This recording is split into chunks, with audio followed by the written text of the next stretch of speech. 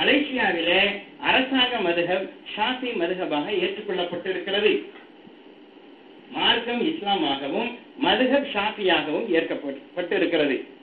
ஆனா நம்முடைய மூதாதையர்கள் ஹனஃபி மதுஹப் என்பதை இந்தியாவிலிருந்து எடுத்துட்டு வந்தாங்க. இவங்களுக்கு தொழுகையில குழப்பங்கள் ஏற்பட்டுரும். எனவே என்ன பண்ணாங்கன்னா, நமக்கு நம்முடைய உஸ்தாத் இருந்தா நல்லா இருக்குமே.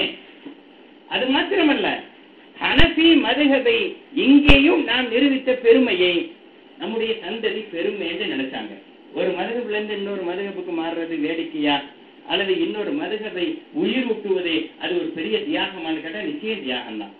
ஏனென்றால் நான் சொன்ன மாதிரி அந்த 4 மதுஹபும் இல்லைன்னா இன்னைக்கு 400 மதுஹபா இருக்கும். தமிழ்நாட்டில் சில பேர் மதுஹபே கிடையாது, அதெல்லாம் சாதி பிரச்சனைன்னு சொல்லி 1985 கிளம்புனா 2005 22 கூட்டமா போயிட்டான். 22 பேரும் ஒரே நேரத்தில் 22 CD போடுறான். அவங்க இருக்கன்னு இவன் CD போடுறான், இவங்க இருக்கன்னு அவன் CD போடுறான். அப்படித்தான் ஆகும். இஸ்லாத்தை யார் புறக்கணிக்கிறார்களோ, இஸ்லாத்தில் உள்ள நல்லவைகளை யார் புறக்கணிக்கிறார்களோ அவர்களே நபிகள் நாயகம் ஸல்லல்லாஹு அலைஹி வஸல்லம் சொன்னாங்க, அல்லாஹும்ம ஷத்தித் ஷம்லஹும், அவர்களுடைய கூட்டத்தை பிரித்து விடுவாயாக. அதுதான் நடந்துகிட்டு இருக்கு. எனவே நம்முடைய மூதாதையர்கள் நம்ம உஸ்தாதுமார்களை கொண்டு வந்து தமிழ் முஸ்லிம் பள்ளிகளை நிறுவினார்கள். போட்டிக்கு நிறுவியதல்ல, மார்க்கத்திற்கு பலம் சேர்த்தார்கள். இன்னும் சொல்ல போனா இந்திய கலாச்சாரம் இங்க வந்ததுக்கு மிகப்பெரிய நன்மைகள் ஏற்பட்டது. இந்திய கலாச்சாரம் இங்கே வந்ததன் காரணமாக மிகப்பெரிய நன்மைகளும் ஏற்பட்டது. இந்திய கலாச்சாரம் சாதாரணமானதில்லை. தமிழ்நாட்டு கலாச்சாரம் என்பதோ தென்னிந்திய கலாச்சாரம் என்பதோ சாதாரணமானதில்லை. அந்த காலத்துல நாமெல்லாம் பிறக்கிறதுக்கு முன்னாடி சின்ன பிள்ளைங்களுக்கு பாடம் எழுதி கொடுக்கும் போது என்ன செய்வாங்களாம், மண்ணிலை எழுதி கொடுப்பாங்க. முதல் பாடம் மண்ணிலை, சிலேட்டு இருந்தாலும் சரி, என்ன இருந்தாலும் சரி, நவீன கருவிகள் அந்த காலத்திலே இருந்தாலும் சரி, மண்ணில அவன் கையை பிடிச்சி எழுத வைப்பாங்க. ரெண்டாவது என்ன செய்வாங்கன்னா, நெல் மணிகளை கூட்டி சேர்த்து வச்சு அதுல ஆனா அவனா எழுத சொல்லுவாங்க. ஏன் அப்படி எழுத சொன்னாங்கன்னா, நீ கற்பது கல்வி, கல்வி கற்றதற்கு பிறகு இந்த நாட்டிற்கு எதிரான எந்த சேட்டையும் பண்ணிடக்கூடாது. அதனாலதான் மண்ணில் எழுத சொல்றோம். இந்த மண்ணுக்கு நீ விசுவாசமானவனா இருக்கணும். ரெண்டாவது, நெல்மணியில ஏன் எழுத சொல்றாங்கன்னு கேட்டா, நீ படிச்சு நல்லவனா மாறின பிறகு, படிப்பாளியா மாறின பிறகு தின்ன சோத்துக்கு துரோகம் பண்ணிடக்கூடாது. அத்தா அம்மா சம்பாத்தியத்துல தின்ன அவங்களுக்கு நன்றி உள்ளவனா இருக்கணும். சொந்தக்காரங்க வீட்டுல எல்லாம் போய் தின்ன சாப்பாட்டுக்கு நன்றி உள்ளவனா இருக்கணும். உன் கல்விக்கு யாரெல்லாம் உதவி செஞ்சாங்களோ அத்தனை பேருக்கும் நீ நன்றி விசுவாசத்தோடு நடந்து கொள்ள வேண்டும் என்பதற்காகத்தான் கிட்டத்தட்ட சோத்துல எழுதுற மாதிரி என்ன செஞ்சாங்க, நெல்மணியில எழுத சொன்னாங்க. ஏனென்றால் நபிகள் நாயகத்தினுடைய பாரம்பரியம் அது. பள்ளிவாசல் கட்டுன உடனேயே பள்ளிக்கூடம் கட்டினவங்க நபிகள் நாயகம் ஸல்லல்லாஹு அலைஹி வஸல்லம். எனவேதான் நம்முடைய மூதாதையர்கள் என்ன பண்ணாங்கன்னா, முதல்ல பள்ளிவாசலை கட்டினாங்க. ரெண்டாவது அந்த பள்ளிவாசல்களுக்கு துணையாக தமிழ் முஸ்லிம் மதரசாக்களை கொண்டு வந்தாங்க. ஏன்னா அந்த மதரசாவை சும்மா கொண்டு வரல, யாருக்கும் போட்டியாகவோ ஒரு அரசாங்கத்துக்கு எதிர்ப்பாகவோ நிச்சயமா கொண்டு வரல. இன்றைக்கு நம்முடைய மதரசாக்கள் மலேசியாவினுடைய பெயரை தூக்கி பிடித்துக் கொண்டிருக்கிறது. அதுதான் உண்மை. நம்முடைய மதரசாக்களுக்கு வருகை தராத எந்த பெரிய மனிதரும் கிடையாது. பதவியில் மிக மிக உயர்ந்தவர்கள் கூட நாம் அழைத்தால் வருகிற அளவிற்கு நாம் கலாச்சாரத்தால் ஒரு படி மேலே நிற்கிறோம் என்று சொன்னால் மிகையாகாது. அதே மாதிரி விருந்தோம்பல் பண்பு இருக்குல்ல, நம்மை போன்று தமிழ்நாட்டை போன்று விருந்தோம்பும் பண்பு உலகத்திலே எங்கேயும் கிடையாது. ஆனா இன்னைக்கு இருக்காங்கிறது வேற விஷயம். நான் கூட சாதாரணமா சொல்லுவேன், எங்க ஊர்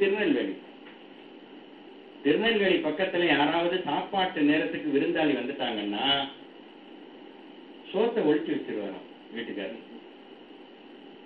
வந்துட்டானே, சாப்பிட்ற நேரத்துக்கு வந்துட்டானே, ஒரு சாப்பாடு வீணா போயிருமே என்று சொல்லிட்டு சாப்பாட்டை ஒழிச்சு வச்சிருவார். வந்தவர் இவருக்கு ஃப்ரெண்ட்ல, இவரே மறுத்தன்னு இருப்பாரு. அந்தாலும் என்ன நினைச்சிட்டு வருவான்னா, சாப்பிடாம வெளியே போக கூடாது, சத்தியம் பண்ணிக்கிட்டே வருவான். உடனே கதவை தட்டினோடனே இவர் போய் திறப்பாரு. சாப்பாடை ஏற்கனவே ஒழிச்சு வச்சிருப்பாரா, பேசுவாரு பேசிக்கிட்டே இருப்பார். என்னதான் பேசினாலும் பசி தானே, வீட்டுக்காரனுக்கு தான் முதல்ல பசிக்கும். ஏன்னா சாப்பாட்டை கண்ணால பார்த்துட்டான்ல, வந்தவன் இன்னும் பார்க்கல, அதனால கொஞ்சம் தாக்கு பிடிக்கும். இவர் சாப்பாட்டை பார்த்துட்டு ஒழிச்சு வச்சதுனால பக்க பக்கன்னு வயிறு என்ன செய்யும், எரியும்.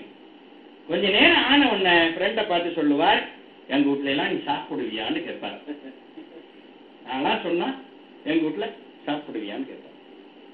வந்தவர் சொல்லுவாரு, சாப்பிடலன்னா விட்டுருவா போறேன், நான் சாப்பிட மாட்டேன்னு சொன்னாலும் என்ன விடவா போறேன்னு கேட்பார். வீட்டுக்காரர் என்ன செய்வாருன்னா, இவன்ட்ட பில்ல போடாம விடக்கூடாதுன்னு சொல்லிட்டு சாப்பிட்டா என் பிள்ளை கையில ஒரு 10 ரூபா கொடுக்காமையா போயிருவேன். இந்திய காசு 10 ரூபா கொடுக்காமையா போயிருவான். வந்தவன் யாரு?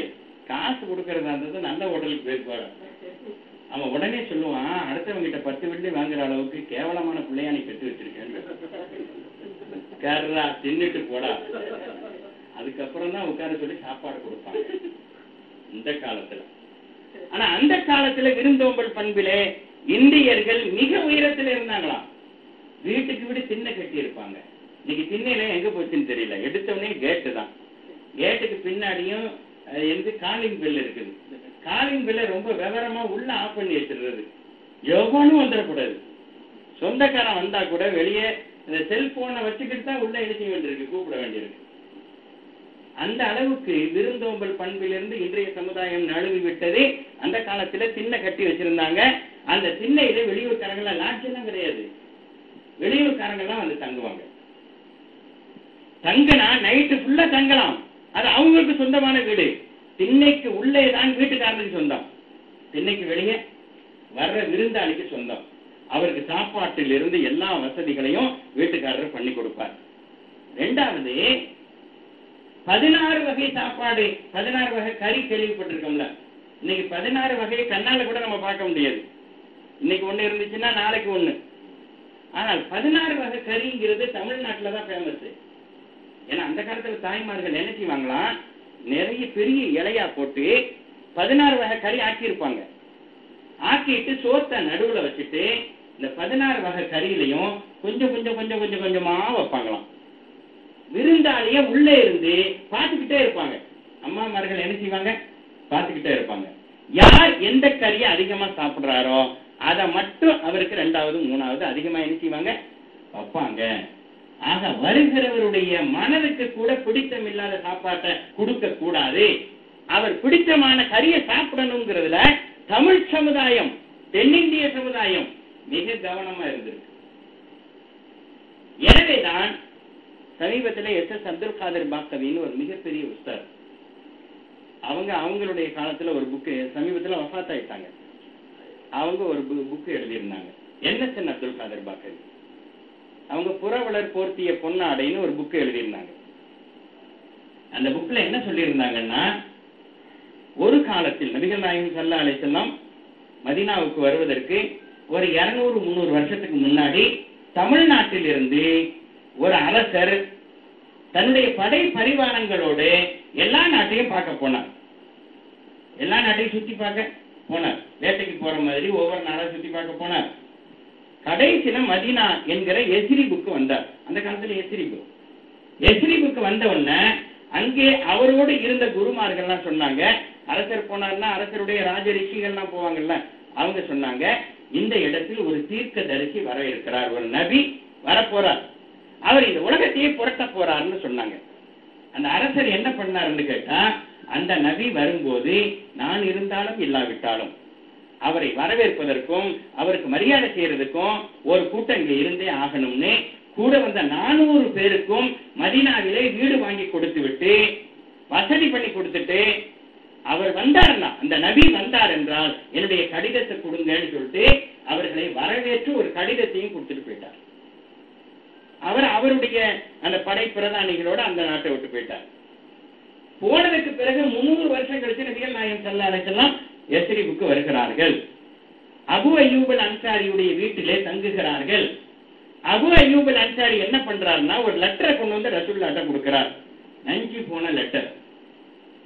ரசூலுல்லாஹ் எடுத்து படிச்சு பார்க்கறாங்க. மரப்பட்டையில எழுதி இருக்கு, 300 வருஷத்துக்கு முன்னாடி உள்ள கடிதம். அதிலே உங்களுக்கு நல்வரவாகட்டும், உங்களால் நாங்கள் சீதேவித்தனம் பெற வேண்டும், எங்களுக்காக பிரார்த்தியுங்கள், அப்படி செய்யுங்க இப்படி செய்யுங்கன்னா இருக்கு. அப்ப இந்த உஸ்தாத் என்ன எழுதுறாங்கன்னா, ஆராய்ச்சி செய்து பார்த்தது நிச்சயமாக அவர்கள் தமிழ்நாட்டில் இருந்துதான் சென்றிருக்க வேண்டும் என்பது தெரிகிறது. ஏன்னு கேட்டா, ஹஜ்ஜுக்கு போயிருக்கீங்களா யாராவது? உம்ராவுக்கு போறீங்க, நிறைய பேர் உம்ராவுக்கு பிக்னிக் மாதிரி போயிட்டு வர்றீங்க. ஆனால் ஹஜ்ஜி தான் முந்தியது. சொல்றேன்னு யாரும் வருத்தப்படாதீங்க. முதலாவதாக செய்ய வேண்டியது ஹஜ்ஜி. கொஞ்சம் கவனமா இருந்துக்கிறேங்க. நான் அதை பின்னாடி சொல்றேன், இன்ஷா அல்லாஹ் நேரம் இருந்தா சொல்றேன். அந்த சப்ஜெக்டுக்கு நம்ம வரல. ஆனா ஹஜ்ஜுக்கு போனவங்களுக்கு தெரியும், மக்காவுல புருஷன் பொண்டாட்டி சண்டை போட்டுக்குவாங்களாம். புருஷன் பொண்டாட்டியா இருந்தா 2 பேர் சண்டை போட்டுக்குவாங்க. அண்ணன் தம்பியா இருந்தா 2 பேர் சண்டை போட்டுக்குவாங்க. அடுத்த வீட்டுக்காரனா இருந்தா அவனை கொதற மாதிரியே இவன் நடந்துக்குவான். அவ்வளவு மோசமா நடக்கிற பார்ட்டிகள்லாம் மதீனாவுக்கு போய் இறங்கின உடனேயே எல்லாருக்கும் மத்தியில ஒரு ஈர்ப்பு உண்டாயிருமா. கணவன் மனைவி மேல அளவுக்கு அதிகமா அன்பு செலுத்துவானா. இன்னைக்கு நடந்துகிட்டு இருக்கு. அந்த ஈர்ப்பு எதனால் ஏற்பட்டது என்றால், நபிகள் நாயகம் ஸல்லல்லாஹு அலைஹி வஸல்லம் அவர்களை வரவேற்ற அன்சாரிகள் இருக்காங்கல்ல, எங்கேயோ இருந்து வந்த ரசூலுல்லாஹ்வை மதீனாவுக்குள்ள வந்த உடனே தன்னுடைய சொந்த தலைவராக பாவித்து, ரசூலுல்லாஹோடு வந்தவர்களை சொந்த சகோதரர்களாக பாவித்து செஞ்சாங்கல்ல, அந்த பண்பு இன்னைக்கு இருக்குது.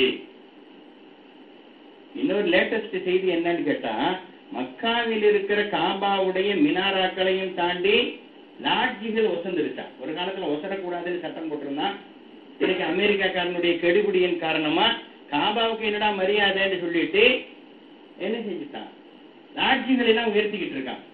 ஆனால் இன்றைக்கும் நபிகள் நாயகத்தினுடைய தர்பாரை விட ஒரு அடி கூட மதீனாவுல எந்த வீடும் உயரவில்லை. மரியாதை என்பது மதீனாவுல தான் இருக்கு. இதெல்லாம் எங்க இருந்து போனது? தென்னாட்டில் இருந்து போன மரியாதை. அதனாலதான் நபிகள் நாயகம் ஸல்லல்லாஹு அலைஹி வஸல்லம் உயிரோடு இருக்கும் போதே சொன்னாங்க, நான் இந்தியாவில் இருந்து தௌஹீது தென்றலை சுவாசிக்கிறேன். இந்தியா சீக்கிரம் முஸ்லீம் ஆயிடும். சொல்லி ஒரு 100 வருஷத்துக்குள்ளேயே சஹாபாக்கள்ல 2-3 பேர் தமிழ்நாட்டில் அடங்கப்பட்டிருக்கிறாங்க. பரங்கிப்பேட்டையில உக்காஷா அடங்கப்பட்டிருக்கிறாங்க. உங்களுக்கு எல்லாம் தெரியும், நாகரணிகா பாட்டுல படிக்கிறார்ல, ஒரு நாள் மதீனா நகரினிலே ஓங்கும் மஸ்ஜித் நபவி.